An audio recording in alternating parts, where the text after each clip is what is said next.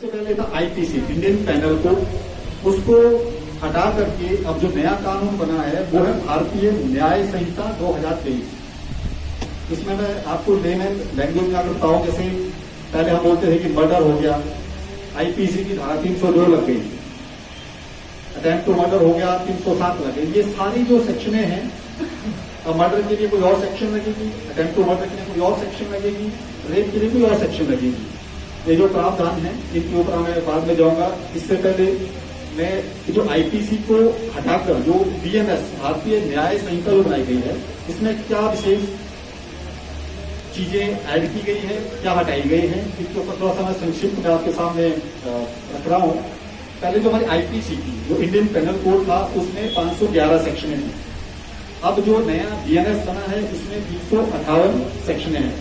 इसमें 20 नए अध्याय जोड़े गए हैं और जो 6 छोटे प्रकार के ऐसे अपराध हैं उनमें सजा जो है, जो कम्युनिटी सर्विस के तौर पर जो है सजा का प्रावधान है। जैसे कोई हल्के फुल्के क्राइम होते हैं, हम अखबारों में ही पढ़ते हैं कि जैसे कई कंट्रीज में कम्युनिटी सर्विस की सजा दी जाती है, कितने दिन जो है बस टाइम पर कोई काम करेगा, और इस टाइप की सजाओं के प्रावधान है।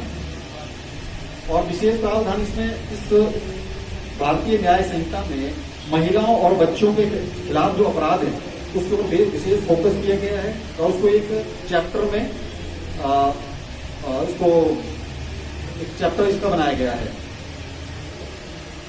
इसमें जो गैंग रेप होते थे उसमें मृत्युदंड का प्रावधान किया गया है।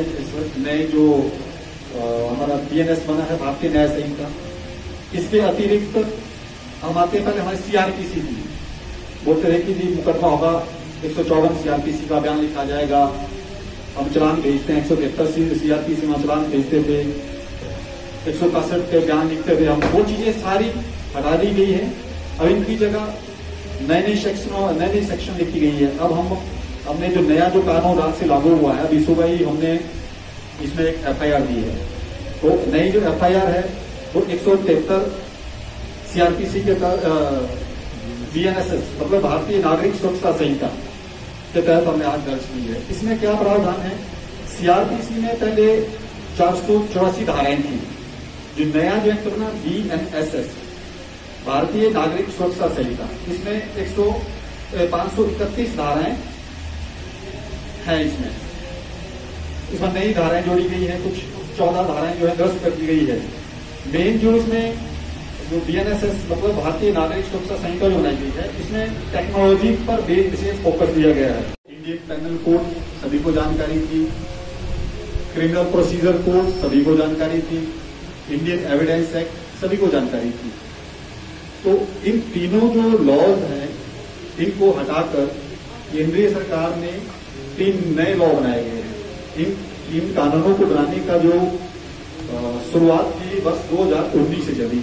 इनकी शुरुआत क्यों करी, जो पहले की जो ये लॉ थी Indian penal code, CrPC, Indian evidence act, इसमें ये समझा जाता था कि ये जो उपनिवेशवादी जो इसमें कुछ प्रावधान है, क्योंकि ये जो लॉ जो बनाए गए थे ये अंग्रेजों के टाइम में बनाए गए थे और कहीं ना कहीं उनकी मानसिकता को ध्यान में रखते हुए बनाए गए थे।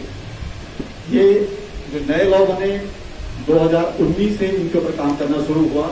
केंद्रीय सरकार ने अलग अलग जो स्टेक होल्डर थे, यूजीसी, लॉ यूनिवर्सिटी, जजेस, एडवोकेट, सभी से विचार विमर्श करके जो 3 नए लॉ लागू किए, इनमें बहुत ज्यादा अमेंडमेंट किए गए हैं, बहुत ज्यादा नई चीजें लाई गई हैं, बहुत ज्यादा पुरानी चीजों को खत्म कर दिया गया है। ये जो लॉ है, जो नए लॉ जो बने हैं, इनका जो मुख्य उद्देश्य रखा गया है विक्टिम सेंट्रिक। हमारा जो मेन जो फोकस है वो है विक्टिम के ऊपर। मैं स्टेप बाय स्टेप इनके ऊपर चलूंगा, आपसे थोड़ा सा